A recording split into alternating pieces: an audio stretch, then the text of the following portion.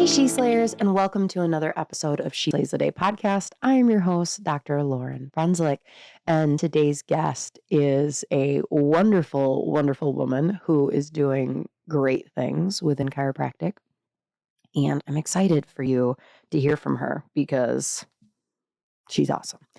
She also is incredibly graceful. You know how, like, when you mess up with a patient or just someone, like, you forget them, you ghost them, I don't know, something happens where you're like, oh my gosh, that is not my normal self, I swear. And then just as luck would have it, you continue to mess up with that same person. Yeah, that happened with Keita. So normally I'd like to say that I pretend to have my shit together. Notice I say pretend. I do a really good job, this facade of like, oh, I swear I'm organized. And with Dr. Keita, nope, we just pulled back the veil right away. Like I had just set up my Calendly scheduling and like didn't block off things. So she booked a time. I'm like, oh, I'm actually not available during that, even though my scheduling thing, I'm sorry. Then another time I had to cancel because I was super sick. I like got on and I'm like, yeah, my voice. And she's like, yeah, you can't record. So it's just funny because there was like 3 different things that happened. And, I'm like, I swear, not all guests have to go through this rigmarole that you're having to go through. This is not my best self. I'm sorry. But she was so kind and loving the entire time. So that's how I know that, she's a great person. That's how I know she's a great person, not because of all the accolades that she's doing for our profession, but she forgave me 3 times and still came on a podcast. Okay, so what's happening in the world? What's happening? Well, not in the world. We're not going to talk about Russia or Ukraine because I don't follow politics. My nose not good over there.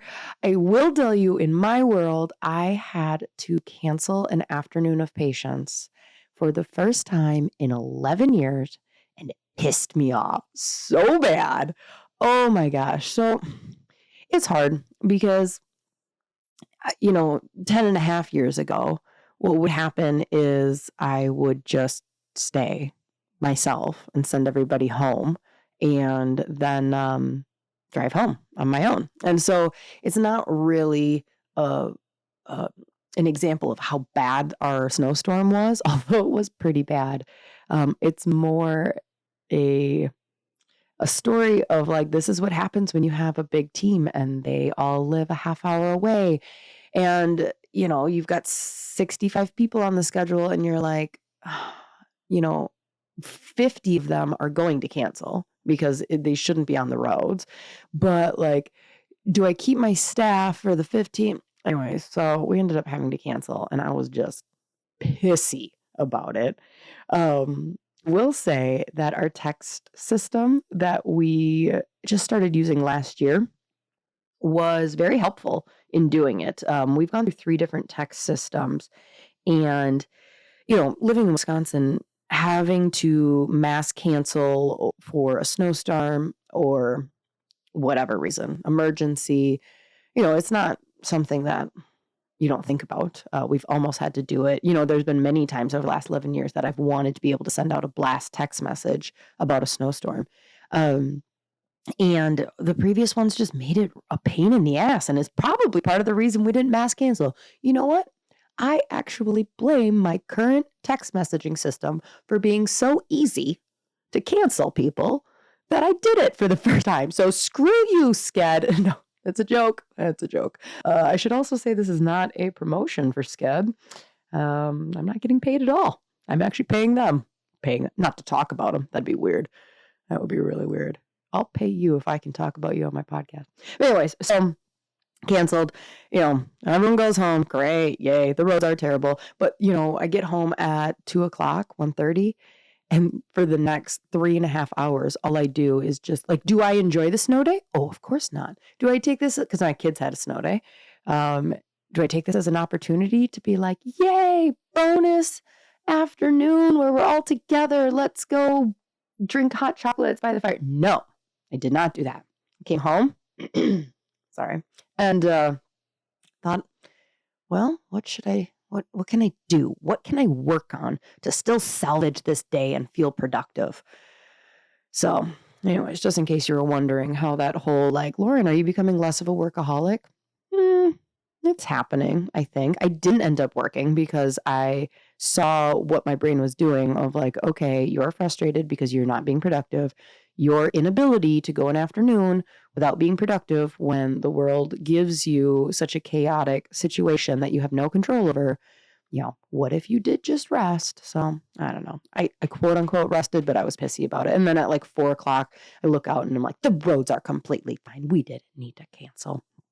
I mean, the roads weren't fine, but it had stopped snowing.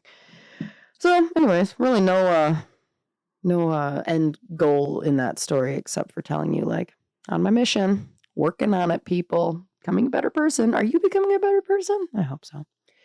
Okay. So today's guest, we have Dr. Keita Vanterpool, and she is a chiropractor, but she's also a leader, a speaker, a holistic health and wellness specialist, inventor, entrepreneur. I mean, as you hear our conversation, like the woman is incredibly driven and motivated to change our profession and the world, and it's very, very cool. She has recently been elected to serve as the vice president of the Federation of Chiropractic Licensing Board, the FCLB for those who need that shortened, and appointed as a director of the National Board of Chiropractic Examiners. Now, during our interview, you will hear me go, what the heck are each of those and how are they different? Because I'm me. On the Federation, she presently chairs the Diversity, Equity, and Inclusion Committee and Pandemic Response Task Force, and she sits on the Telehealth and Friends of FCLB committees. Dr. Vanterpool has a passion to serve the chiropractic profession and desires to make an impact in expanding the footprint of diversity within professional leadership. We talk a little bit about this, and she talks about expanding the diversity beyond just race, which, and into age. And I think that is something that I hadn't really thought. I mean, I've definitely gone on a soapbox. You've heard me go on a soapbox about it many, many times about, sorry, going to get offensive here to the 60-year-old white male in the room. I actually don't have one in the room. I was talking, it was like a metaphor for like any 60-year-old males that are listening. 50, you know what? If you're 50, I'll include you in it too. This is why I don't get asked to speak, because I'm just too offensive. So anyway, she talked about that and how like she's trying to get students more involved, like trying to get the new chiropractors involved in this. So it's not just a bunch of chiropractors, male, female, different genders, who are making decisions, but they've been in practice 30 years and maybe they're holding on to things that were relevant 30 years ago and they, like whatever. So she talks about diversity in a much broader sense than I've thought of it before between gender and race. She also brings up the big important fact of age. So her motto is do unto others as you would have them do unto you, and be a kind human being. And I would say that just in my interactions with her over the last few months, she is nailing that. So let's take a breath, relax the jaw, be aware of where you are right now, what you're doing. You're probably multitasking. That's okay. Let's all be grateful for people who are doing the work in our profession while we are head down in our own problems, in our own practice, in our own finances and new patients and our kids and their soccer stuff and our husbands and the dishes and all of that, and in our keto diet. Thank you for the people who find time to, they make time. They don't find time, they make time to put pen to paper, to take action on their vision of helping chiropractic expand and grow, as it so desperately needs to continue doing. And it's not an easy thing. The things that these people who are playing with politicians and trying to get meetings and opportunities for our profession. Thank you so much for them, and help us listen to this interview and find at the end areas where we can do more, even if it's small, even if it's 2 times a year showing up to our state association's meeting, even if it's simply knowing the phone number or email and name of someone who we would reach out to who is making the decisions. Can we read a newsletter that at least informs us of things that are happening, whatever it be, however small, help us all do our part and find time to contribute to the things that are important to us. In your name we pray. Amen. All right, crew, here's my interview with Dr. Keita Vanterpool. I hope you enjoy, because it took months to coordinate because I'm a shit show.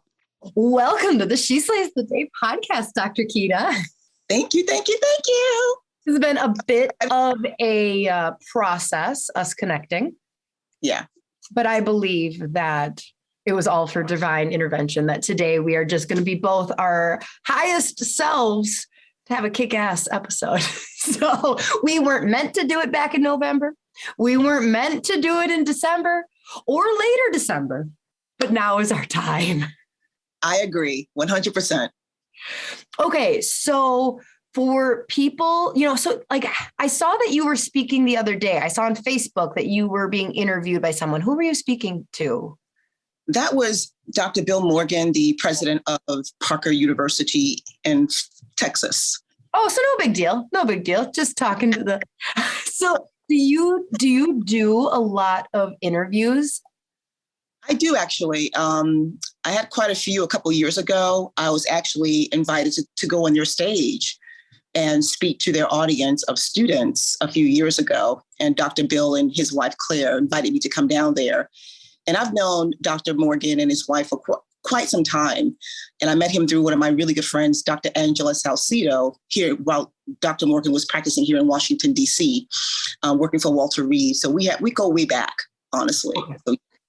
Okay. Luckily, when I get interviewed, I just have to talk about like social media stuff. So it's not too like, I'm imagining that the things, so let's back up. What is what do you do with NBC? So let me take you back to the Federation, because how I was working with the board is through working on the Federation side and being the chair of the Board of Chiropractic here in Washington, D.C. So I began my tenure with the National Board about 2012. I became the chair of the Board of Chiropractic. 2011. I became the chair of the Board of Chiropractic in 2010. And then that afforded opportunities to work with the National Board, being a test examiner, because when you're a regulator, that opens the door of opportunity to work in the regulatory world and also the educational side with testing.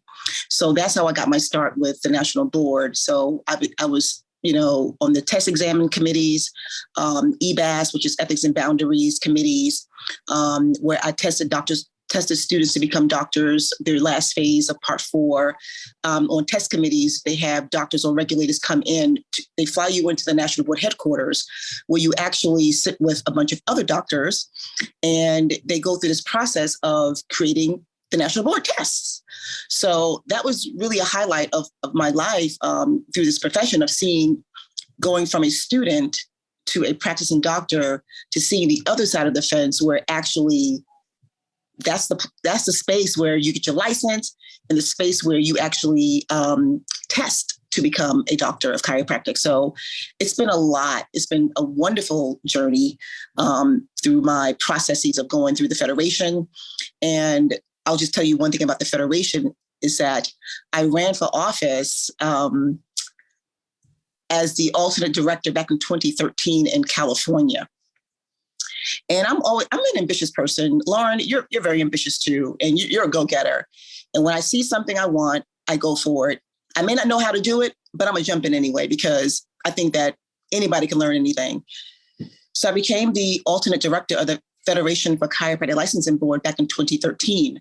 And from that point on, my trajectory has been from going from the alternate director for District 3 to district director to the treasurer of the Federation to the vice president now of the Federation.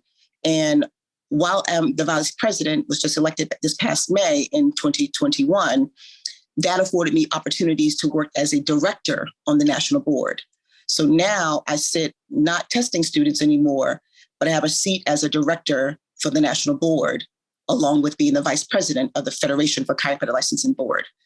All right, I have a question. I'm already like, what is the Federation compared to the national board? You just in case you're new around here, I like to play the part of the chiropractor who doesn't know anything about much. And so I asked some kind of basic questions like, wait, I'm confused. What's the Federation?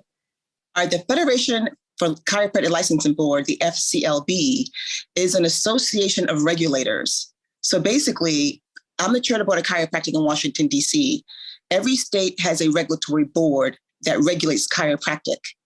So where you're from, Wisconsin. Yep. So I think Dr. Conway may have been part of the Federation in some capacity with National Board, but we're basically an association of regulators.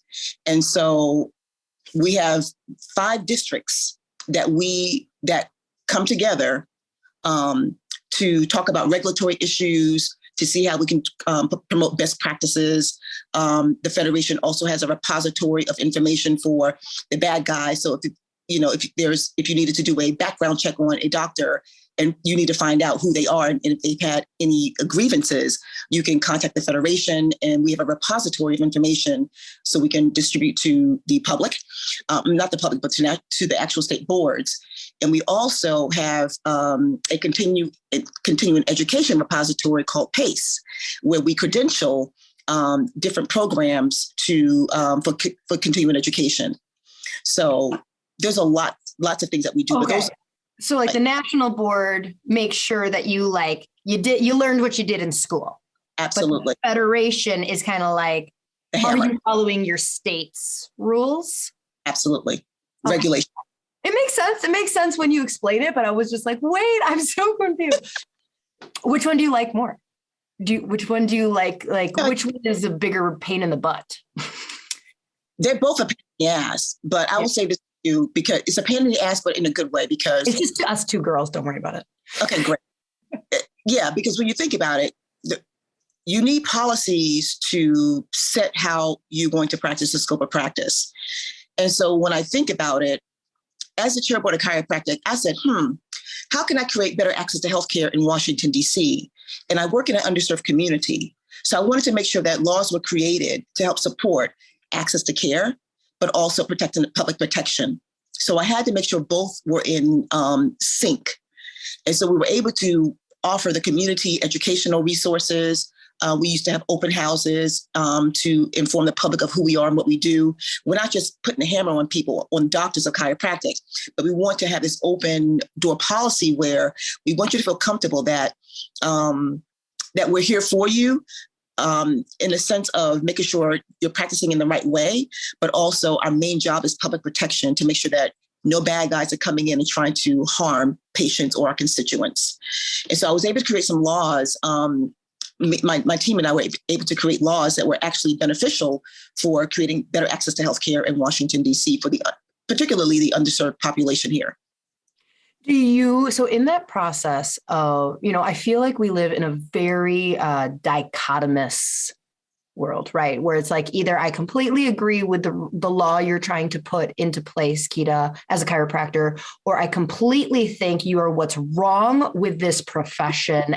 Like, do you run into that? Because I feel like out here, those of us that are not in the politics and the regulatory side of things, it really does feel like there's chatter about how much disagreement happens in some of these behind closed doors, and like that's why the profession isn't progressing, is because we can't all get along. Like, have you seen that, or is that like rumor?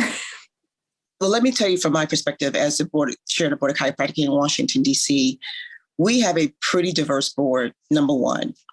And I think that when you have a diverse group of people with diverse ideas, then you can come up with the best solutions. Mm-hmm. And I think that when you have a homogenous group, and most of the boards around here, let me just be really frank with you, most of them are white males, and there's not many females either, sometimes in the regulatory world. So when you look at who is in charge, a lot of men have egos. And I think those egos kind of propel some of the regulations that come about. But the great part about you as a chiropractor on the outside is that looking in is that even when we create policies or policies that may become regulation, the public has at least 30 to 45 days to make comment on particular policies that are being set forth. So you have a voice. And if you don't like something, you can always come to one of the board meetings, because we do have open session meetings. And that way you can have a voice of what you want to see happen. And sometimes what we'll do is we'll call on public chiropractors and say, look, we need a committee of people to do A, B, C, and D to help support us, or task forces. And so that's a way to also have a voice and get your foot in the door for regulation. And so right now, as you speak about that, the Federation, we're looking for ways to be more inclusive. I'm head of the Diversity, Equity, and Inclusion Committee. And like I said, for any board that you sit on or anywhere you sit on, you want to be able to represent, have a representation of the people that you represent out in the community. And so again, when you have that diverse kind of mindset and you're open-minded, I think it leads to creating better policies that are fair, but also protect the public. And I think you can do both. We've had, since I've been a chair, I would say that I always take the feedback of my team, and we may not agree on everything, but we always come to a consensus where it's good for everybody. Mm-hmm. And I think that's super important because, life is short. I think we should live life to do what's in the best interest of our profession, but also what's in the best interest of public protection. And it's not really hard to do when you really consider. If you really are about doing your business, about love and protection, you're going to make the right decisions and make laws that are equitable. You know what I mean? Right. And so when you talk about the lack of diversity that is on a lot of these boards, I want to say it kind of makes sense for where we were type of thing. I feel like women weren't super represented. And you're a double minority, and so especially the Black community within chiropractic is underrepresented. And then right now they say we're 50-50-ish for females and males graduating, right? Do you have any? No? I think the national board just came out. There was more females at this point than males. So women are coming out. So what I'm hoping is that what happens is we kind of get to that empty nest stage of life. And then it's okay, now how can I serve? Because but do you have a hard time getting males or females in that first 20 years of practice to engage and help in any way? Are they just too busy and head down, working on their practice and raising their family? Are you speaking in terms of becoming a regulator or on the regulatory side, or what are you speaking? Well, no, you said you try and get the community of chiropractors to weigh in and things like that, as far as representation. Do you feel like people actually, when you throw it out there, hey, we want to hear what you have to say on this, you can come help contribute to make this law? Do you find that chiropractors actually want to, or do they kind of just want to complain? I think a little bit of both, Lauryn, honestly, because when you're grinding out there, you don't think about anything unless it affects you, unless a law or policy affects you directly. That's when people complain after the fact. So again, we let our licensees know when they first come before the board, they see us and we do an interview, this, that, and the other. We have an open door policy. Look, come to these meetings. We want you to be engaged. We send out information to our licensees to keep them engaged and informed. And it's up to them to grab the horn, bull by the horn, so to speak, and contribute. And so I am one who's really proactive, and I love to get the feedback of individuals. And so one of my quests, or our quests, even with the Federation, is looking into is how can we engage more students and young doctors to be more engaged in what's happening out here with policy and regulation. Even with the national board, they're doing outreach. And so even the ACA and IC are doing more outreach. So when you look at all these organizations who are looking for diversity, because diversity is not just color, we look at your sex, your educational background, your socioeconomic status, what you can contribute, your skills, sets, and talents and abilities. Those things are what we look for. What kind of talent can we attract to help promote and move this profession forward? And so, like I said, I'm a very progressive thinker, very motivated to engage other people, get them excited about what I do as a regulator. Because again, when you're able to have a seat at the table, Lauryn, you're able to create things that you want to see happen and create some kind of something that's good. You know, it could be either way, but I look for things. How can we make this better? And so, and again, I think the young mindset, the students that are coming out, they have brilliant minds. They're very social media savvy. They're very research oriented when it comes to the internet and stuff like that. So however we can utilize this population group and or others who can contribute, I think it'd be way much better for the profession moving forward. So how are you going about engaging the students and the younger people, the younger new graduates? So having opportunities to speak at different universities.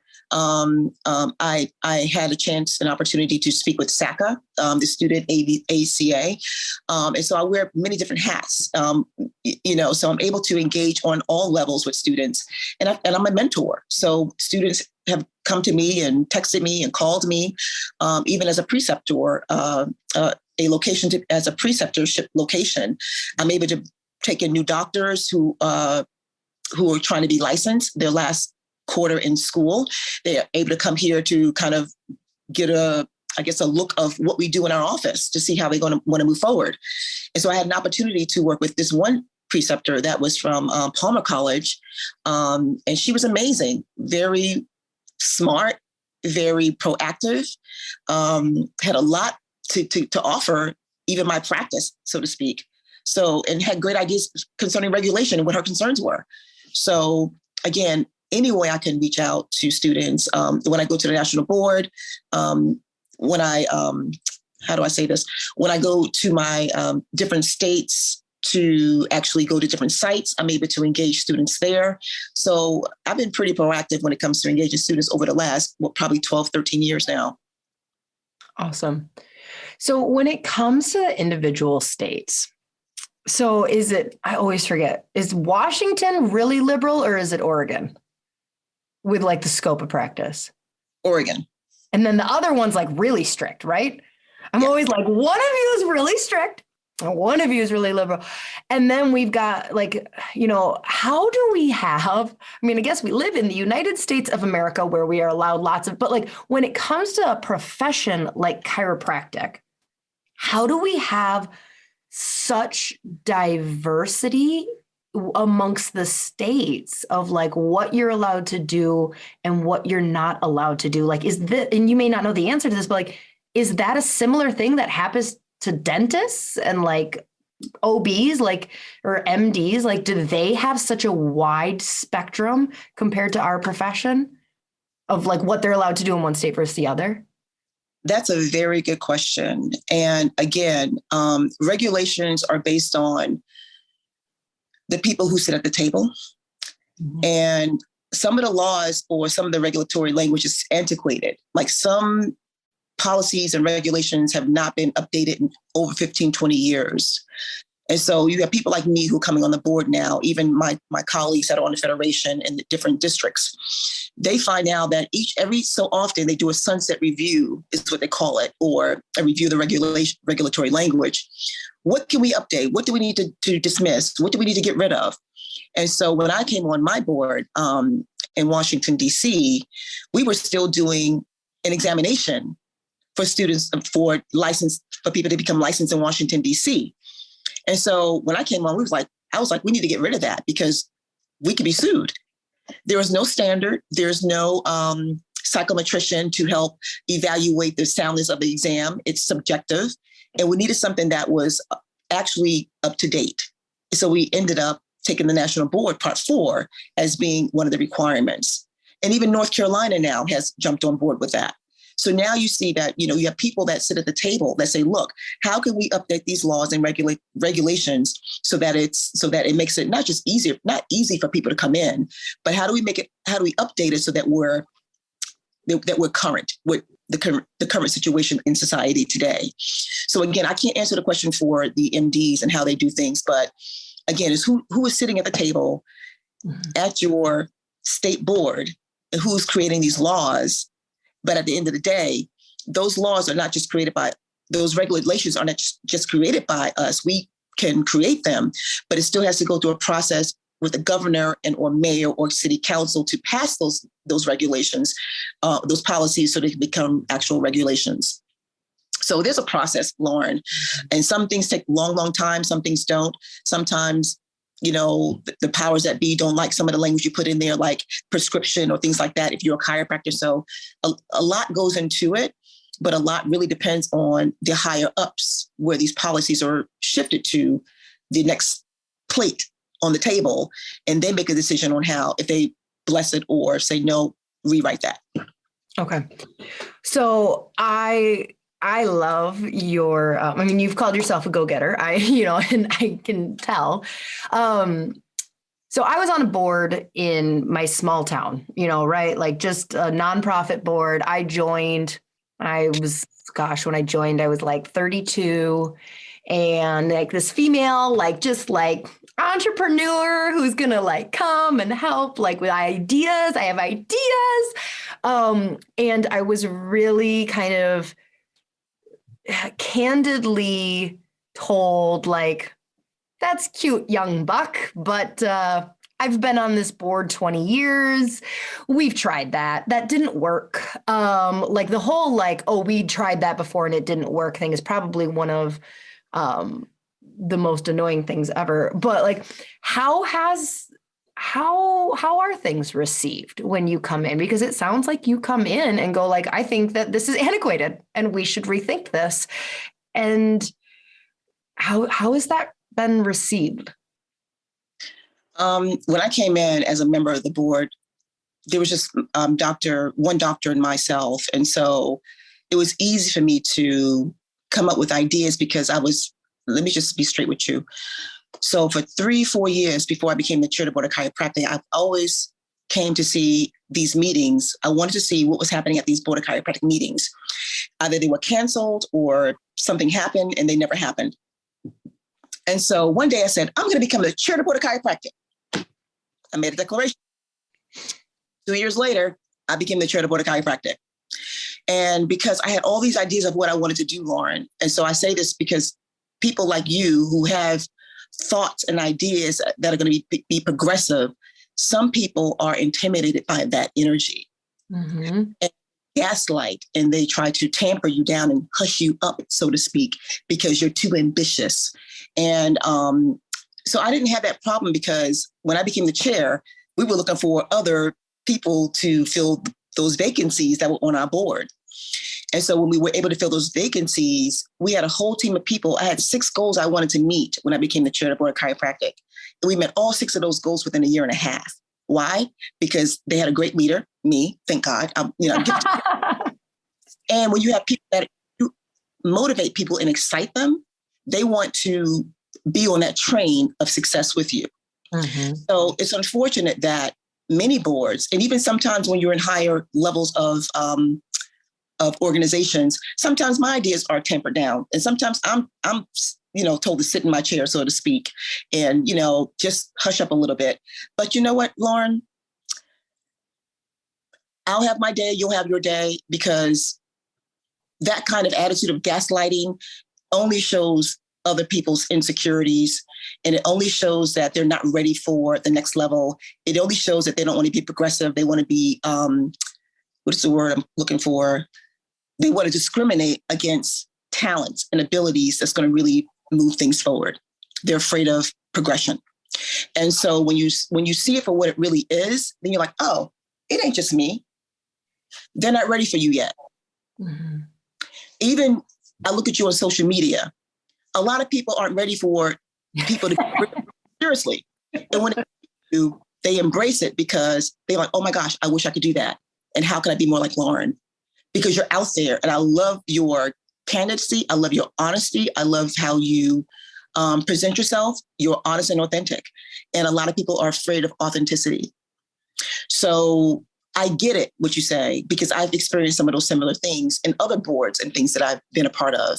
And so, again, some people just ain't ready for you. But well, and it's hard too, because obviously that happens. Like, so obviously there are people who are just straight up like intimidated by innovative, progressive thinking. But there are some times where that's not what's happening. And so like, I feel like I personally really struggle to put it through the filter of like, okay, is that what's happening? Are they gaslighting me right now? Or because, okay, so I get like very girl riot, like really fast.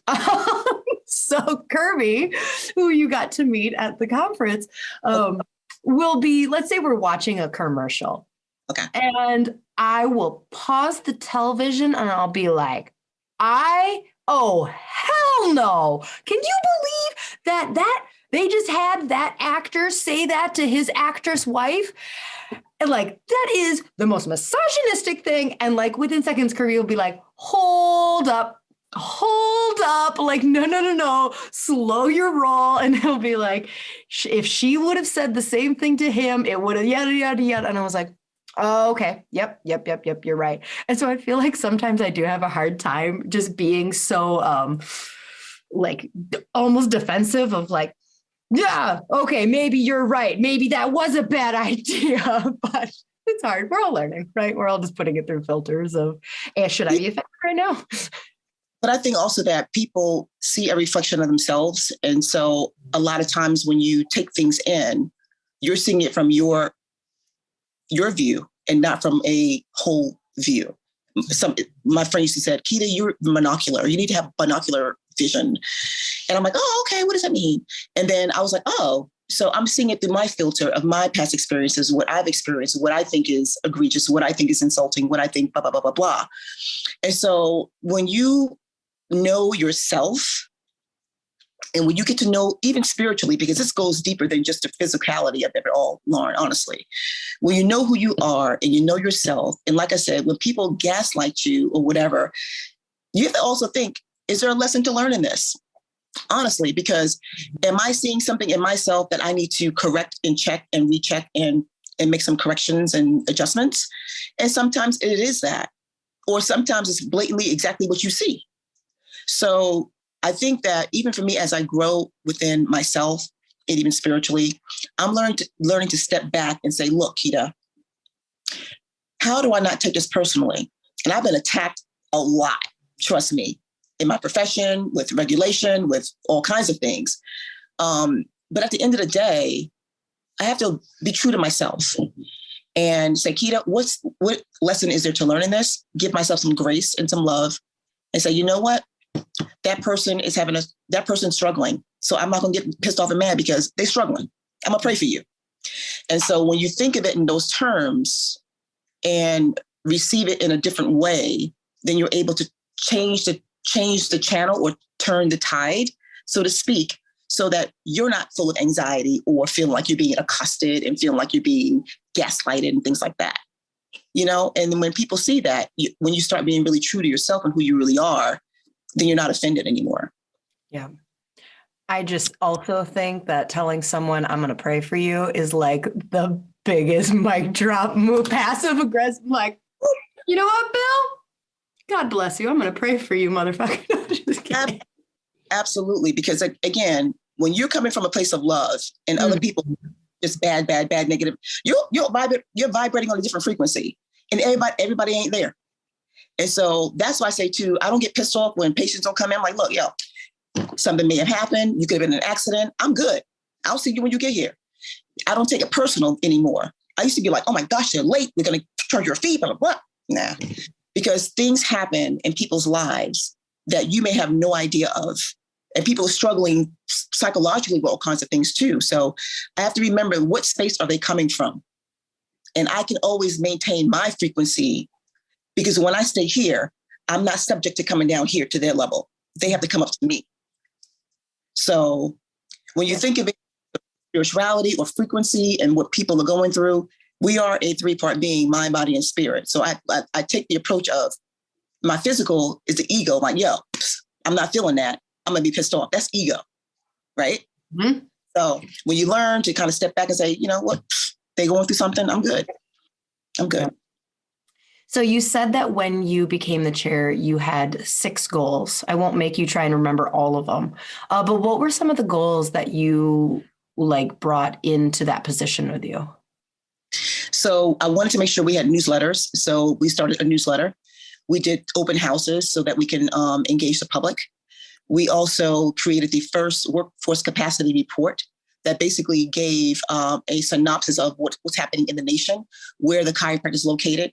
Do they have any chiropractors in underserved communities? And really find out what was the demographics of chiropractic within our region. I mean, within the District of Columbia. So that was the first step done in the nation. What else did I do? We did a bunch of stuff. Those are the 3 major things that I can remember.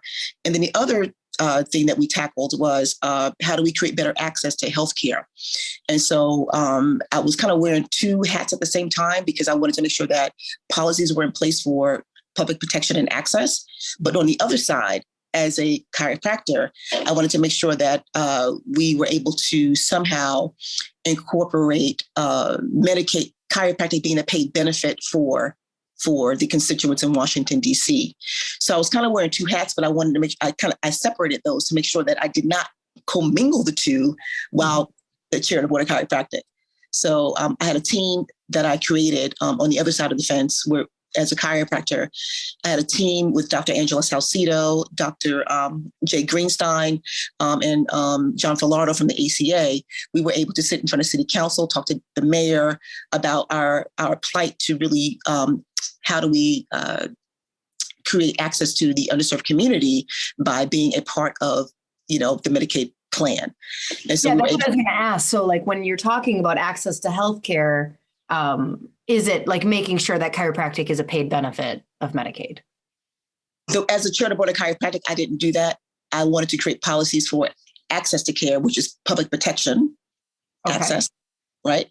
But on the other side of the okay, sorry, too fast. So on that side, public protection means like making sure you have chiropractors who are good at what they do and not hurting people. Licensed, like showing up drunk and exactly. And access to healthcare is still a public protection thing, because if someone is coming to you for back pain, and I'm a chiropractor, and this is what I do under my scope of practice, I'm still protecting the public by performing a healthcare service that's going to help support my constituents. Okay. Right? Yeah. Yeah. So that's what we did. And so anyway, and Dr. Jacqueline Watson was our executive director at the time. She was a powerhouse too, very smart and very ambitious and very supportive, and really kind of schooled me on really how to be a regulator. So I really appreciate her service with the Department of Health. She was amazing. She's since gone up the chains, and she's like I think deputy or something like that of the Department of Health now, but she's an amazing woman too. So again, you have all these wonderful people who have these great backgrounds, who support chiropractic and support, chiropractic. Yeah. So not asking you to name names here, obviously, but because I'm just not an individual person, but what would you say with your experience are some of the biggest hurdles that are getting in the way of chiropractic kind of elevating to a level that we, hope it to get to? I think in the past, and even some ego and not ready to let go of certain things, and the inability to be accepting of people's diverse ideas. You have straight chiropractors, you have those who do an array of other modalities. However, when I look at it today, because the Chiro Congress is now working on the future of chiropractic, where we're really trying to come together as one voice now, which is, I commend the committees and all the hard work that's being put into that. I'm part of one of the committees also on that. So now all the organizations have a seat at the table to be able to provide their input of how we move chiropractic forward. We may not agree on everything, but what are the core things that we can agree on? What we agree on is way more powerful than what we disagree on. And whatever you do in your practice is your own business.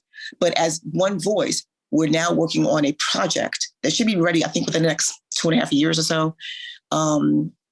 So that project, I think, is going to really help our profession be able to speak and move as one voice. That is so difficult. Like even the chiropractic schools are completely different. Like the school that I went to compared to, so I went to Northwestern Health Sciences in Minneapolis, and like, not good, not bad, whatever. But like I talk to students who graduated from like Sherman or Life, and it's just like, it really seems like there's such diversity in the education of the chiropractor, which really shapes like, so are we doing enough? And by we, I'm not doing shit. Are you doing enough? No. Are we doing enough to get the schools in alignment and like congruent?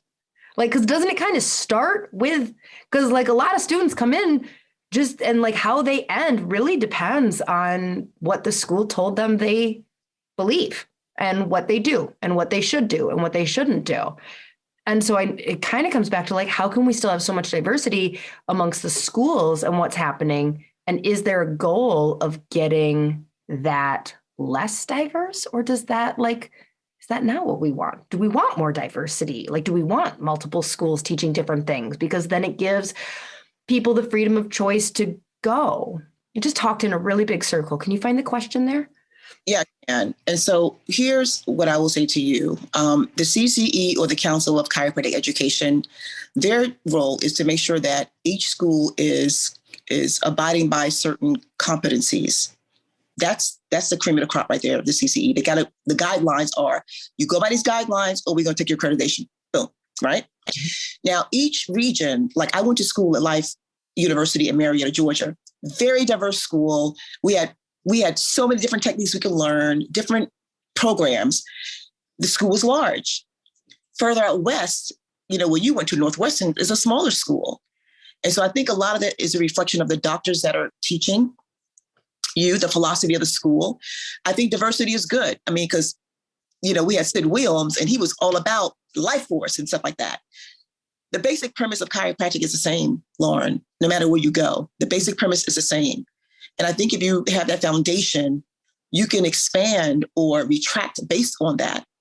And I think it's incumbent upon the doctors that are teaching that they teach the students exactly what they need to know to be able to provide the standard level of care that they need. You can go above and beyond that, because the national board requires that you learn the standard so that you meet the standard competency. So we know that you're able to go out there and be a doctor of chiropractic. Everyone's going to have their own spin on things of how they practice. But I think that each school has the responsibility of making sure their students learn exactly what they need to learn to become a doctor of chiropractic who knows at least the standards. Okay. Does that make sense? No, it totally does make sense.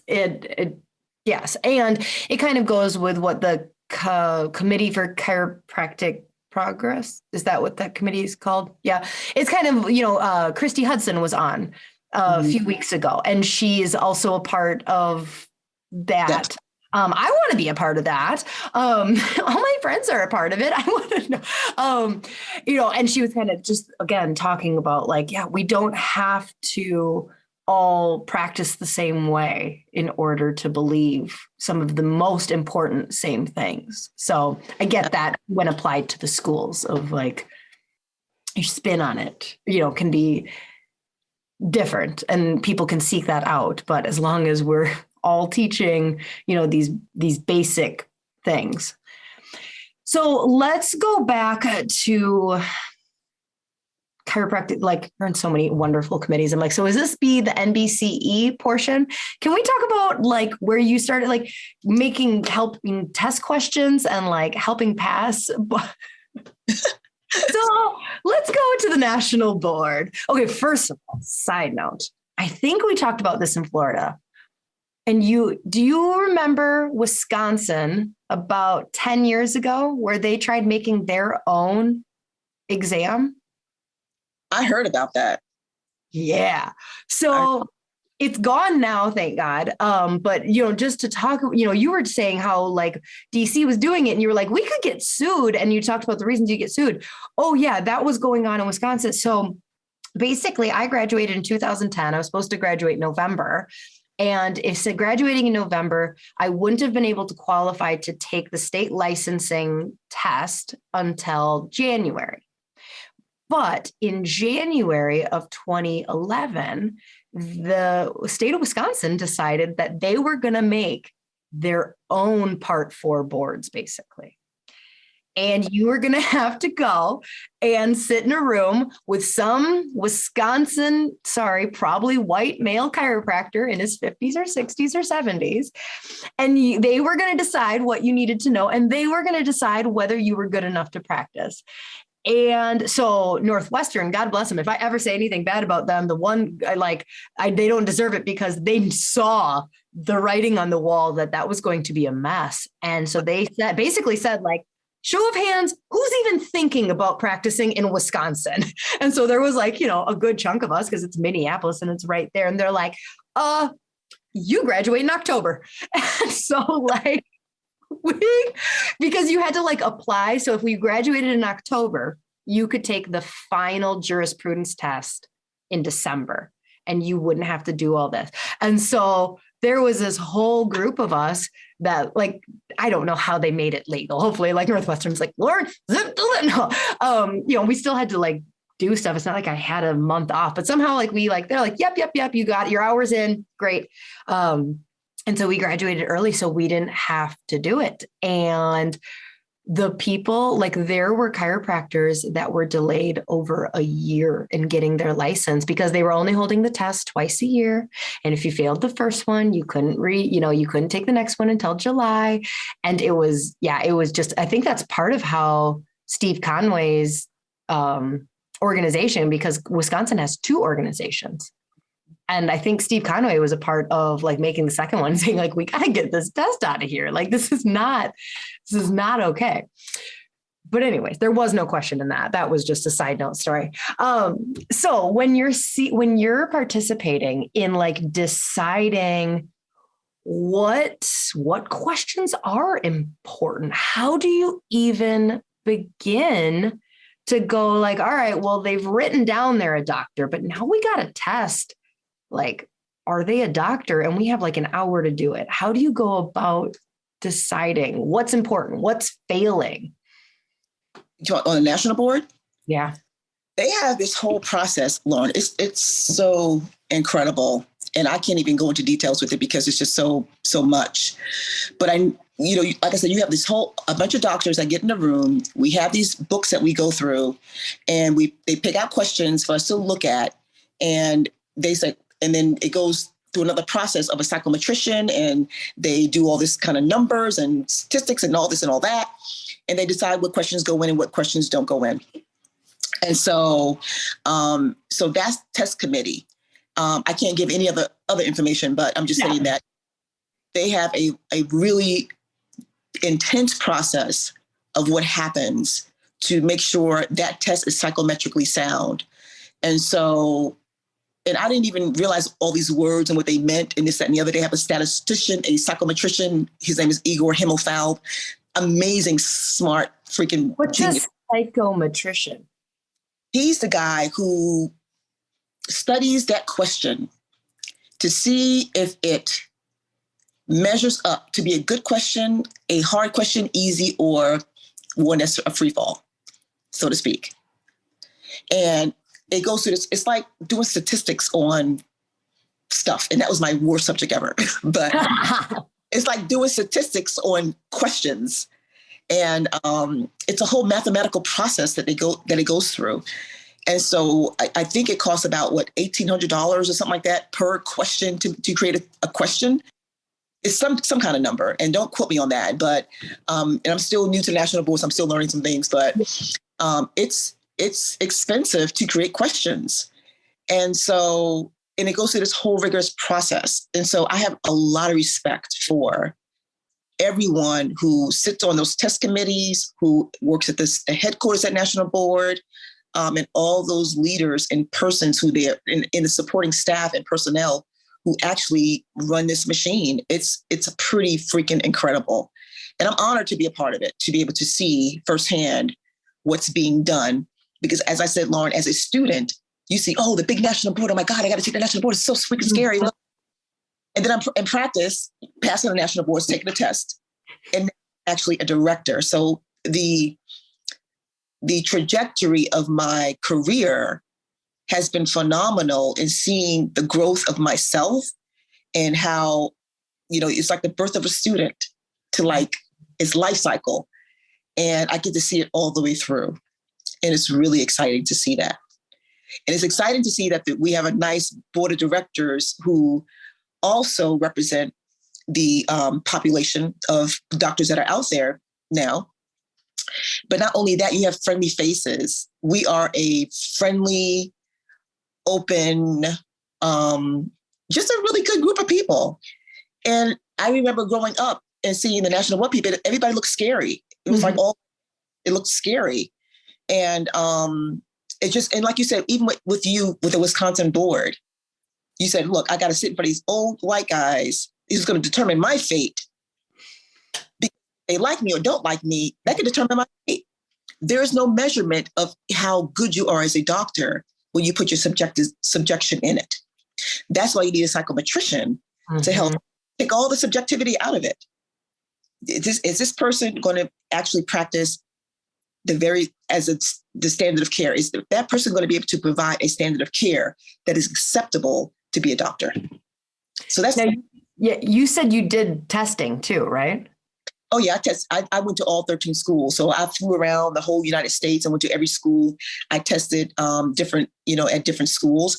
And like you said before, Northwestern teaches way different than Life College in East and West, and Palmer in Florida. Every school has their differences in how they teach. Even technique-wise, technique is pretty much the same, but how they learn and what they're taught and what they say, there's a big difference in from school to school. But have they met those standards of care? Did they complete every competency? Yes. They all do it. They have a different way of doing it, but they all come up with the right answer. So the diversity is great. That would be really interesting to go from one school where, you got 150 students and like you definitely see a pattern in the way they're answering the question and assessing. And you're like, okay, you got there. And then you go to another school and again, just to see a completely different pattern and be like, I'll be damned, but you got there. What are some of I don't want to say like the biggest mistakes that people make, but like, tell me something funny about, it just seems like it would be a kind of entertaining thing to be a tester. I would love to test one weekend just to be like, you're so nervous. Yeah, you see funny things, and God bless these students. And like I said, when I was in those rooms, I was always having a friendly face. And they tell you to be stoic and stuff like that. And you have to maintain, because you want consistency across the board, because that's paramount. But when you're able to even just smile without saying anything or nodding your head and stuff like that, give the student something that they can feel like, oh my God, they're not just sitting there trying to fail me. Mm-hmm. A face goes a long way. A nod goes a long way. Even smiling with your eyes goes a long way without even saying words. So, but you would see some students that would come in here so freaking nervous that they just stand still and just have this blank. It's not funny because I've seen it before. I remember taking part 4. I came in there and I was like, look, I'm going to pass this test. I know I'm going to do. I failed maybe a couple of stations, but you know what? I didn't let that get me down. I was like, next, keep it moving. Yeah. I was very intentional about passing these boards and doing some things. So, but you see a lot of some interesting things with these students that come in there. So yeah, but it's very, very secure. I will say that. I said that it would got to be funny, but actually I could see, people getting so nervous that the question's about the right knee and they're checking a right elbow. And you're just as the examiner just being like, oh my God, no. It's a knee, not an elbow. What are you doing? Yeah, I would fail. You guys would I would not even make it through the testing. You'd be like, you pointed to the, like, you can't point and be like, I was just trying to help her. She seemed nice. Yeah, that's strictly forbidden. All right, fine. And here's I won't be on the board. the thing, Lauren, you have testers, you have those what do you call those people? Those fake patients and stuff that are in there too. They report to their superiors. So everything is so secure that if I, as a doctor, did something that was cheating, so to speak, or helping a student, then that's their job to go to their person, and that person goes to the next person, and that person goes to the director and say, look, Dr. Vanterpool is director, da da da da. So there's checks and balances. Yes, that's good. That's good. I'm not trying to cheat. I'm just trying to help her. Again, I would get kicked out right away. Like, it wasn't cheating. It was just being helpful.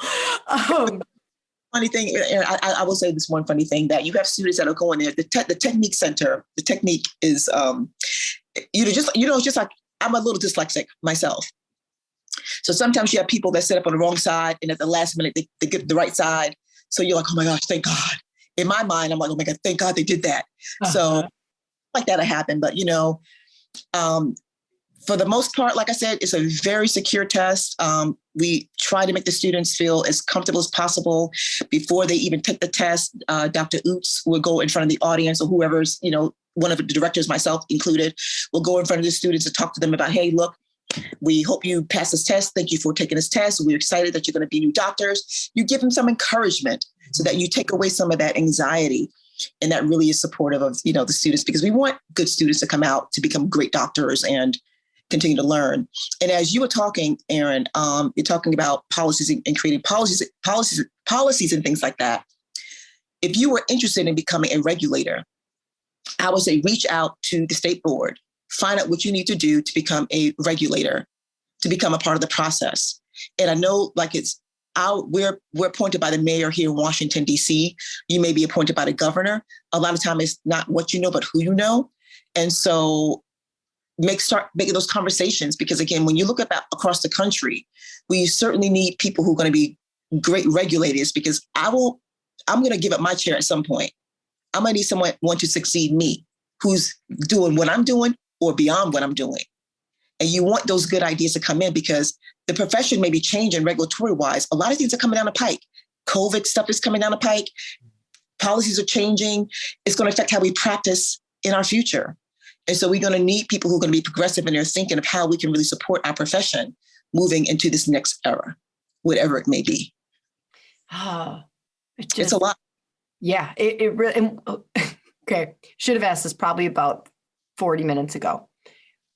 What is a regulator, like, compared to like a board? Like, is a state allowed a certain number of regulators? What? So our board has 5 members. Okay. 3 have to be chiropractors. The other 2 can be someone from the Department of Health, or a community member, or something like that. So you would look on who's chair of your board of chiropractic in Wisconsin. I need to find it. I should know that. I totally know. Yeah. So my point to you is, even if you don't know them, if I see you, I should know. That's what your point is. Right? No, not everybody knows, because not many people know who the Board of Chiropractic is. You know what I'm saying? In each state.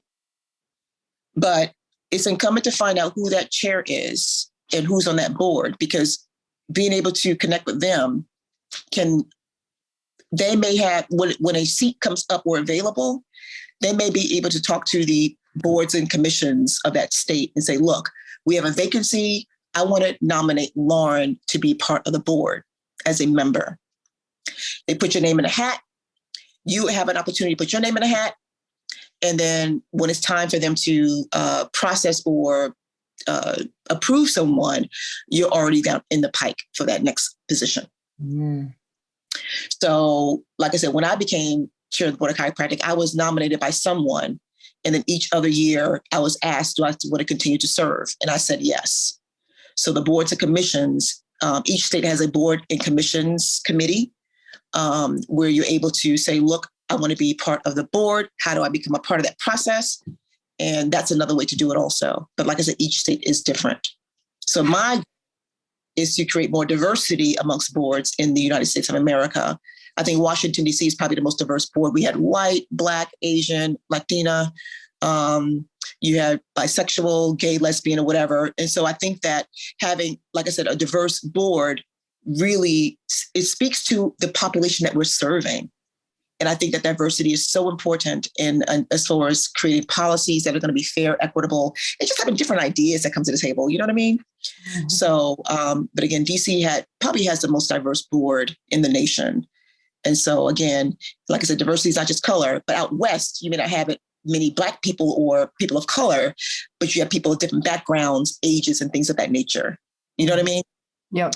There's a way So you're part of so many wonderful foundations. What is, like, if you had to pick 3 of like Keita's goals? So like, not necessarily like, what are my goals with the NBCE, or is this, or is that, like, what are some of your 3 biggest goals that you have for yourself to impact the profession over the next 5 to 10 years?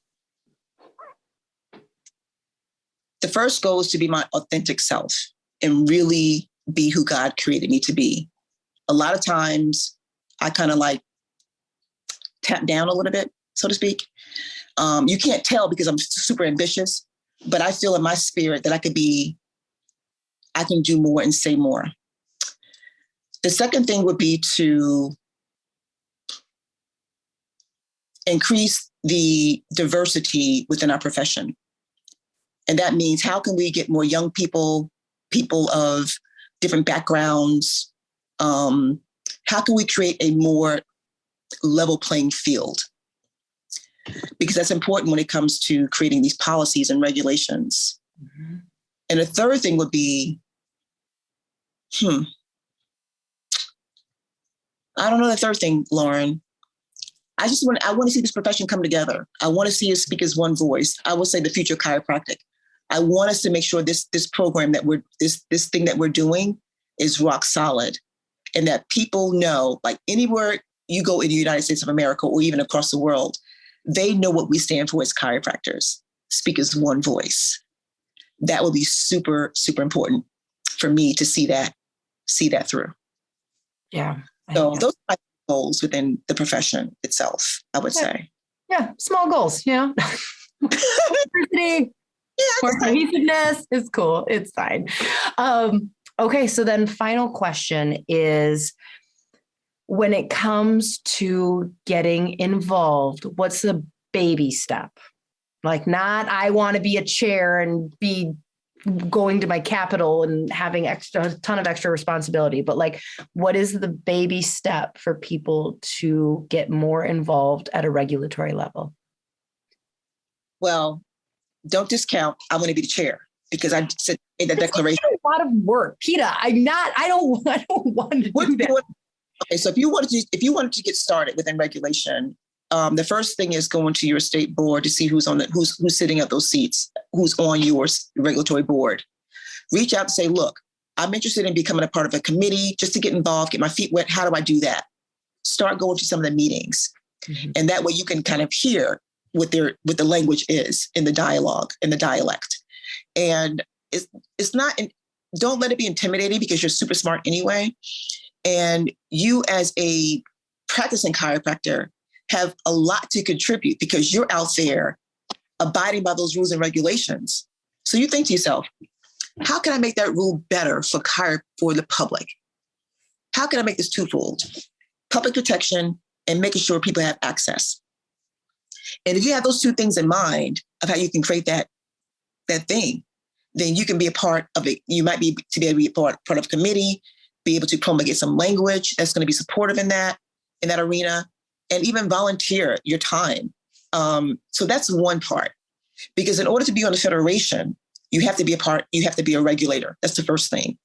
In order to be a part of the national board side, you have to come through either the state board, which is as a regulator, or sometimes it's who you know. Because a lot of these doctors who are testing doctors have been trained. They've been in this game for a long time. Some people may be recycled out. They may need new doctors to come in and help support in other areas as far as becoming a tester, and even reach out to the national board. Say, look, I'm interested in becoming a tester. How do I do that? and knowing people to connect you to other people. So you and I have a connection right now. I know you. If you're interested in something, I can say, look, I got a friend named Lauryn who's interested in doing A, B, C, and D. How can she get involved? I can say, swears a little bit too much. She's a little bit of a wild cannon, but okay, I lied. I said that was the last question, but I actually just have another question that might open a whole can of worms, and I don't mean to, but I have to ask it because you're here. Okay, so you talked about diversity is like one of your main goals. So this isn't the actual question, so don't get excited that it's an easy one. Do we have diversity coming into chiropractic college?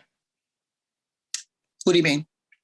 Do we have, so like we talked about how like, yep, even more than 50% are female, but do we have a diverse races, diverse incomes coming into chiropractic school? Yeah. So when I came in Life College, it was like 10 of us, 10 African-Americans or African that came in. After I left Life, or as I was matriculating through, each class had more African-Americans and people of color. Latinas and, Asians and this, that, and the other. So it is progressing in that regard. The question becomes now, are the minorities that are coming into school, matriculating, are they graduating and are they getting licensed? That's the bigger question. The bigger question is how, if they're coming through school and matriculating to school, but they're not getting out of school or they're not passing their boards, that's a bigger question because now you still have a decrease in the workforce of minorities if they're not passing their boards. Right. Does that make sense? Yeah, no, it totally does. So there's more diverse populations coming into school, but the question becomes, are they graduating and are they getting their license?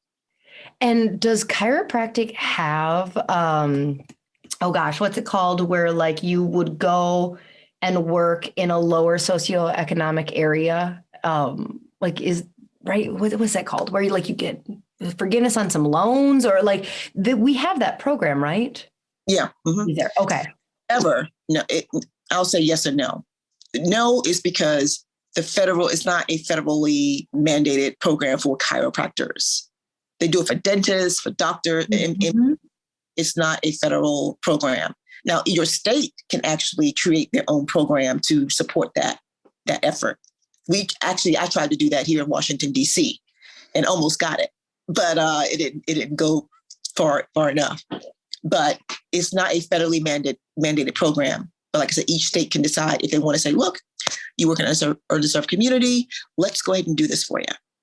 I think that's a matter of who you know, how much lobbying you want to do, how much work you want to put into the game. But I work and live in an underserved community here in Washington, D.C., Southeast Washington, D.C.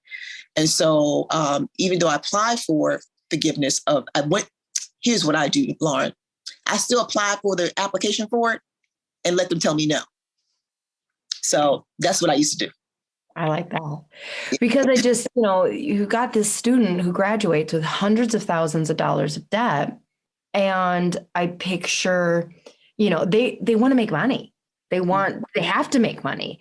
And so I picture it being very difficult, even if they came from an area that's underserved, lower socioeconomic, not wanting to go back because they're like, well, those people can't afford chiropractic. I'm going to go into this suburb and just continue to expose. And so then it's just it really does come full circle to that, making sure there's access to healthcare. There's some interesting things in this. I don't know. Maybe empty nester Lauryn will get involved in politics. We'll see. Well, I think you should. Let me just give this one tidbit because it's a burnout. It's been a lot. We've lobbied for Medicaid parity here in Washington, D.C., and I lobbied for 12 years for that to happen. And so even though I'm here, it's a lot of work. Mm-hmm. It's a lot of work, Lauryn. And it becomes a fact of you give away a lot of care.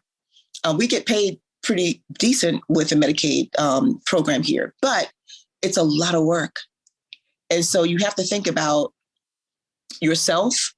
I used to work a lot for free and I got so burned out. I'm like, well, how are we going to live, work, and be happy in DC if I can't even make a living here as a chiropractor and keep my people? So it becomes a lot. But for me, we are a giving, loving, and serving profession. But you have to also think about, there comes a time when you must take care of self, because all that giving, and when you go home to your husband or your wife and you don't have anything to give to them, that's taking away from the joy of being in existence. So yeah, it's a lot. And I've enjoyed it tremendously, but there's a lot also that I give of myself, and I become burned out quite a number of times within this profession. There's one thing about chiropractors is they are very rarely short on being willing to serve and give. So yeah, we've got a bunch of wonderful, wonderful humans in this profession. So, Keita, thank you so much. This was helpful.